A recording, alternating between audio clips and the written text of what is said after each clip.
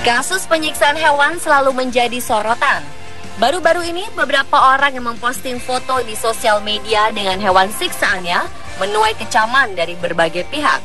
Siksaan yang dilakukan terhadap hewan ini ada yang disengaja dan ada pula pihak yang tidak mengerti jika hewan tersebut merupakan satwa terancam punah yang seharusnya dilindungi.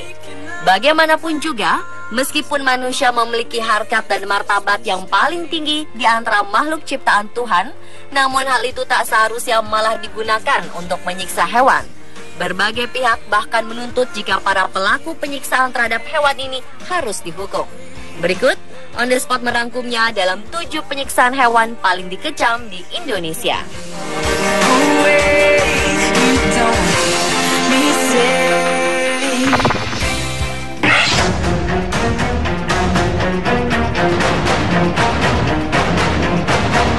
Senin 29 Juni 2015 kemarin, pemilik akun Instagram Noftama Putra memposting foto hasil buruan bekantan yang merupakan salah satu hewan yang masuk kategori terancam punah di Indonesia.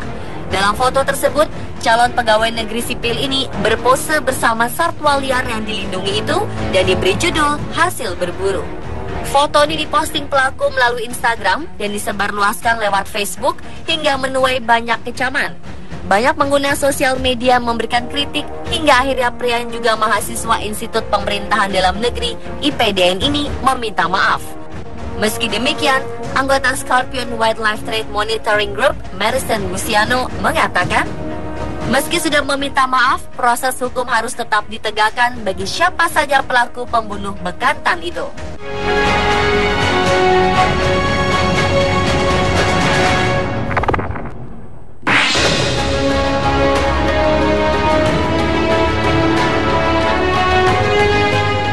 Berikutnya, seorang pria bernama Oni dikecam puluhan ribu orang karena postingannya di sosial media.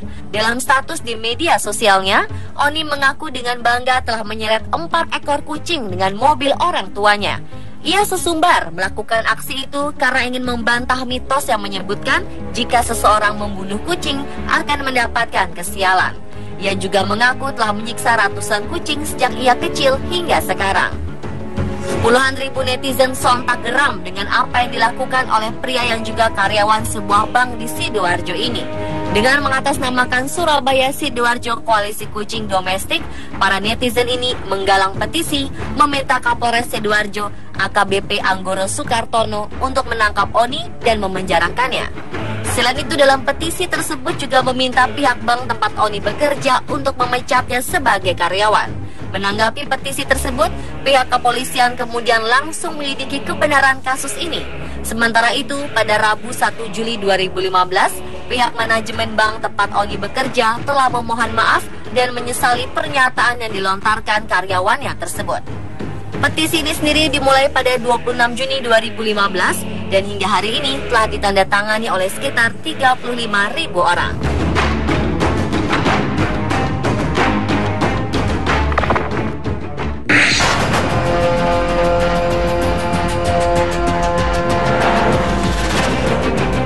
Tak hanya Oni, kasus penyiksaan hewan yang paling dikecam di Indonesia juga pernah terjadi Februari 2014 lalu. Seorang pria bernama Danang Sutowijoyo langsung menjadi sasaran kecaman setelah melakukan aksi penembakan terhadap kucing dan memamerkan foto kucing yang telah mati di media sosial miliknya. Foto yang diunggah di sosial media tersebut disertai dengan kalimat yang menunjukkan bahwa Danang bangga telah menggunakan senapannya untuk membunuh kucing. Ia juga menjelaskan secara detail jenis senapan yang digunakannya dan bagaimana proses kucing tersebut hingga mati. Danang kemudian dilaporkan ke polisi oleh organisasi perlindungan binatang Animal Defenders karena telah menembak dan membunuh seekor anak kucing. Ia dianggap telah melanggar pasal 302 ayat 2 tentang perlindungan hewan. Selain itu, dirinya juga menyalahi aturan Kapolri nomor 8 tahun 2012 tentang kepemilikan senjata. Danang sendiri mengakui perbuatannya. Bahkan tak hanya seekor kucing, Danang juga mengaku telah membunuh 5 hingga 7 kucing lainnya. Setelah diselidiki, polisi menemukan kuburan kucing di halaman depan rumah tersangka di Sleman, Yogyakarta. Dalam penggalian kuburan ini, polisi dan tersangka menemukan serpihan dan kerangka tulang kucing yang dikumpulkan dalam karung sebagai barang bukti penyidikan.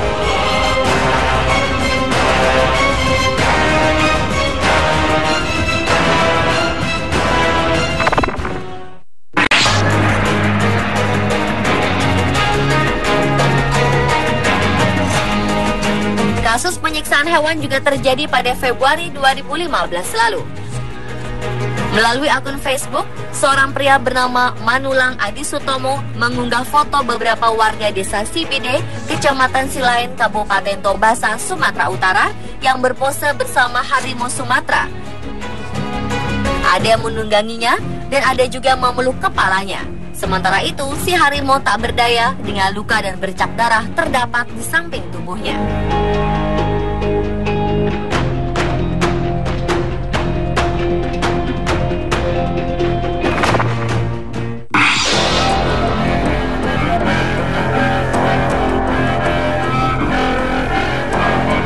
Pemilik akun Facebook bernama Polo Panitia Hari Kiamat dikecam karena membakar hewan yang diduga orang utan.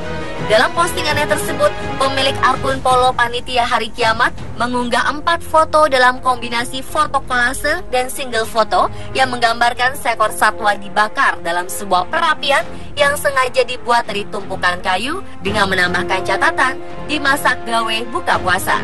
Tindakan keji Polo membunuh dan membakar orang utan itu memicu amarah kalangan pencinta satwa. Belakangan diketahui orang yang memposting foto-foto tersebut adalah pria berusia 23 tahun bernama Lutfi Kurniawan, warga Kecamatan Pangkalan Lada, Kabupaten Kota Waringin Barat.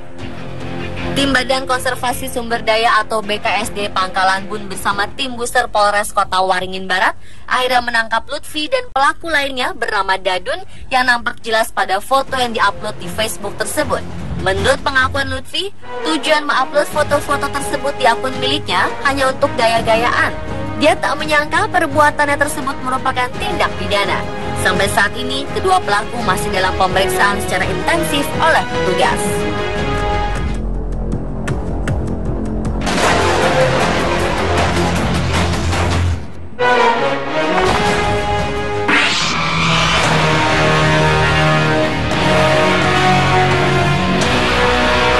Tahun 2014 lalu, pembunuhan orang utan yang dilakukan oleh oknum tak bertanggung jawab juga terjadi di perkebunan kelapa sawit Kalimantan Tengah, tepatnya di Kecamatan Parenggean, Kabupaten Kota Waringin Timur. Masih banyaknya pembantaian orang utan terkait maraknya pembukaan lahan di wilayah Kalimantan Tengah, baik di bidang pertambangan maupun perkebunan, membuat petugas Badan Konservasi Sumber Daya Alam Kalimantan Tengah geram. Saat orang utan tersebut ditemukan, kondisi hewan dilindungi ini sudah sangat memprihatinkan. Keadaannya sangat kurus, fisik lemah, dan tulang baik tangan maupun kaki patah. Bahkan ironisnya, ada 40 butir peluru masih bersarang di tubuhnya. Petugas BKSDA pun langsung membawanya ke pihak Yayasan BOS untuk diberikan perawatan. Namun sayang, setelah sehari diberikan pertolongan tim medis Yayasan BOS Palangkaraya secara maksimal, akhirnya orang utan betina ini tewas lantaran tak mampu bertahan akibat 40 peluru yang bersarang di tubuhnya. Jasad orang utan yang ditemukan di kawasan perkebunan sawit tersebut kemudian dijadikan barang bukti untuk penyidikan lebih lanjut. Apakah ada keterkaitan pihak perusahaan perkebunan sawit yang sengaja melakukan penyiksaan terhadap binatang endemik Kalimantan?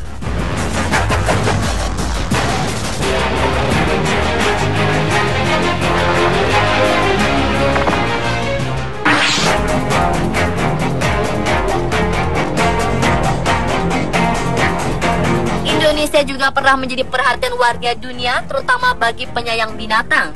Bukan prestasi, namun kekejaman pada hewan yang sangat dikecam. Hal ini terkait kebun binatang di kota Surabaya, Provinsi Jawa Timur, yang diberi gelar oleh surat kabar The Daily Mail Inggris, Jumat 27 Desember 2013, sebagai kebun binatang paling kejam sejagat. Artikel bertitel World's Cruelest Zoo atau kebun binatang paling keji sedunia dengan penulis Richard Shears menggambarkan dengan jelas kondisi para hewan di kebun binatang itu amat mengenaskan. Gajah dirantai pada kaki dan meninggalkan bekas, 150 burung pelikan dalam satu kandang, hingga unta yang kelaparan bahkan terlihat tulang iganya. Yang lebih menyedihkan, ada seekor jerapah yang tewas dengan 20 kg kantung plastik dalam perutnya. Belum lagi harimau Sumatera menderita akibat mengalami pembusukan pencernaan. Harimau yang akhirnya dipindahkan dan dirawat di Taman Safari Indonesia ini akhirnya mati setahun kemudian. Pemandangan lain yang tak kalah mengenaskan, seekor orang utan terlihat mengunyah plastik snack yang dilemparkan seorang pengunjung. Namun menanggapi hal ini, pihak Kebun Binatang Surabaya membantah telah melakukan kekejaman terhadap hewan. Dokter hewan Lian Kaspe sebagai kepala tim dokter hewan Kebun Binatang Surabaya menyangkal kalau pihaknya telah menyiksa dan melantarkan satwa.